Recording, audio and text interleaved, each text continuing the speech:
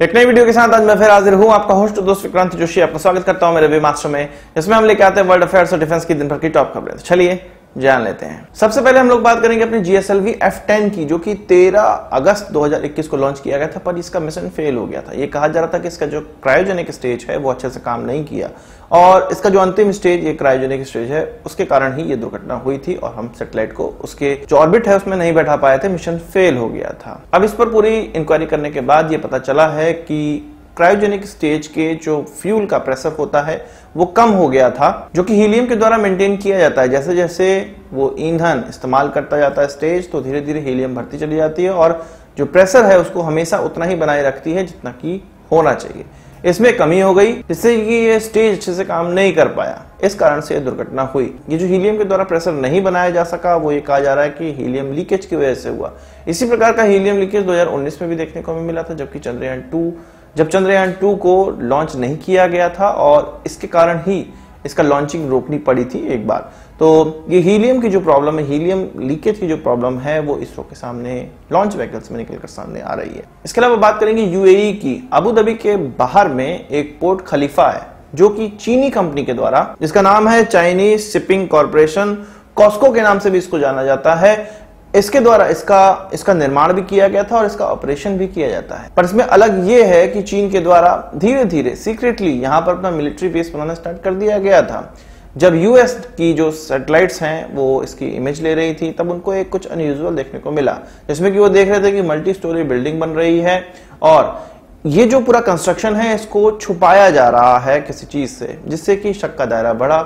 America UAE से इस चीज को टैकल किया। UAE ने कहा कि हमें ये पता ही नहीं था कि इस प्रकार का सीक्रेट मिलिट्री कैंप या कुछ इस तरह की चीजें बनाई जा रही हैं जहां पे चीन अपनी मिलिट्री पोस्ट रख सके।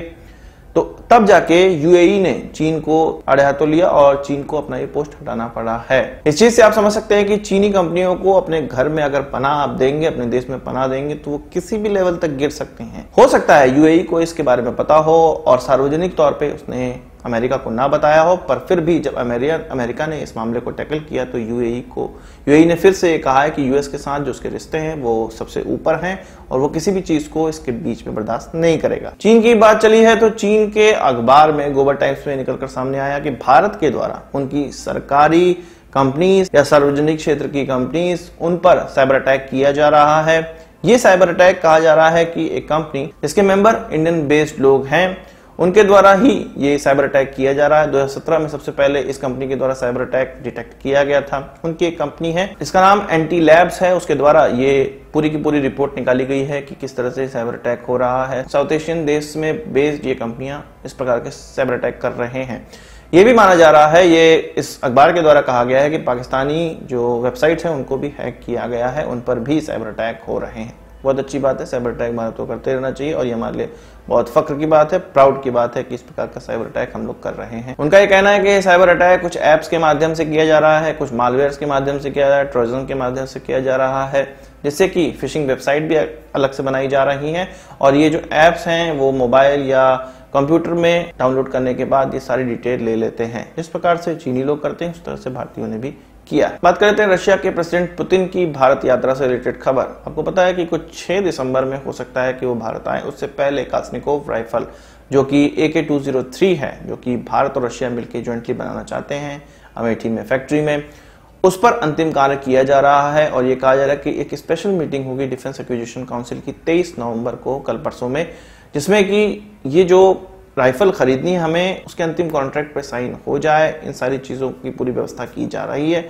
और यह माना जा रहा है कि इसका प्रोडक्शन इस साल के बाद और अगले साल की शुरुआत में स्टार्ट करने का जो पूरा मन बनाया गया है, वो पुतिन की इस यात्रा में ही उसको फाइनलाइज कर लिया जाएगा।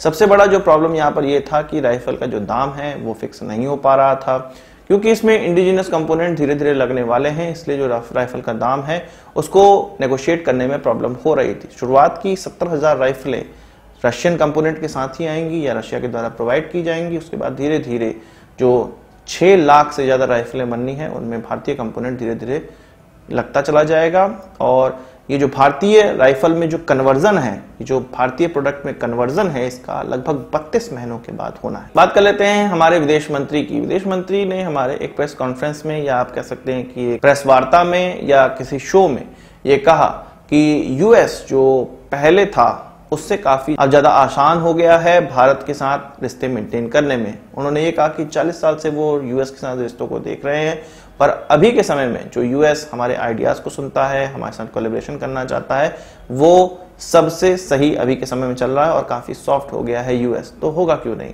चीन के अगर वाट लगानी है तो भारत के साथ मिलके ही यूएस को रहना पड़ेगा और भारत को मजबूत करना ही पड़ेगा। जिस प्रकार से अमेरिका की वाट लगाने के लिए उन्होंने चीन को 1980 के बाद मजबूत किया, उसी प्रकार से भारत को अब वो चीन की वाट लगाने के लिए मजबूत करना ही उनको पड़ेगा।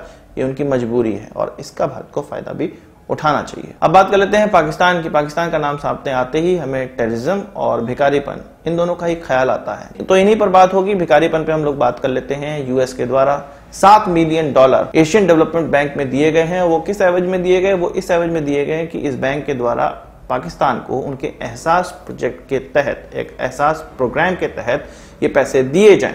और इस पैसे से क्या होगा, ये कहना है अमेरिका का कि जो वो कोविड के समय में कैश दे रहे हैं एहसास प्रोजेक्ट के तहत, उसी में ये पैसा जाएगा और ये जो अमेरिका की एड देने वाली जो संस्था है, यूएस एड देने वाली जो संस्था है, वो इसको मॉनिटर करेगी कि इसका सही से डिस्पर्समेंट हो रहा है कि नहीं, इन पैसों का सही से डिस्पर्समेंट हो रहा है कि नहीं, जिनको जरूरत है उनको मिल रहा है कि नहीं, और इसमें वो अपनी टीमें भी लगाएंगी। तो $7 मिलियन एक चिल्लर की तरह है जो कि पाकिस्तान के कटोरे में डाला गया। वही बात कर लेते हैं साउथ कोरिया की। साउथ कोरिया के द्वारा अपने विमानों को एयरबॉर्न किया गया। किसके विरुद्ध?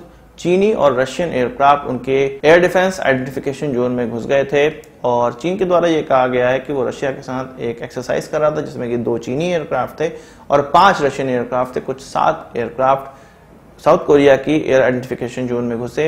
ये उनके एयर क्षेत्र में नहीं घुसे थे, पर आइडेंटिफिकेशन जोन में घुसे थे। आइडेंटिफिकेशन जोन ऐसा जोन होता है जो कि कोई भी देश अपने हिसाब से बना सकता है। इस क्षेत्र में आने वाले एयरक्राफ्ट को अपनी जानकारी देनी पड़ती है और उसी प्रकार से कोरिया ने भी उनसे उनकी जानकारी मांगी और अपने एयरक्राफ्ट एयरबॉर्न किए जब वो इस क्षेत्र में घुसे।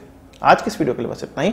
आशा करता हूं आपको वीडियो पसंद आएगा, आपको पाठ हमसे जरूर देंगे। इस वीडियो से संबंधित सवाल सुझाव हो कमेंट बॉक्स में जरूर लाइएगा और यदि आपने हमारा चैनल सब्सक्राइब किया उसे भी कर लीजिए क्योंकि हम इस प्रकार की वीडियो लाते रहते हैं। नमस्कार, थैंक यू, जय हिंद।